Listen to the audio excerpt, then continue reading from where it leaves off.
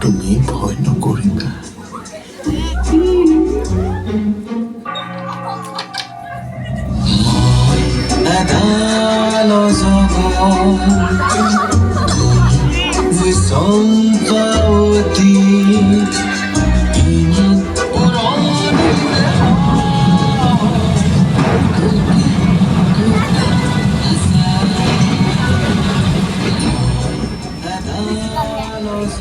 ঠিকাটো বাবাতকৈ বেছি ডাঙৰ হৈ থাকিম নেকি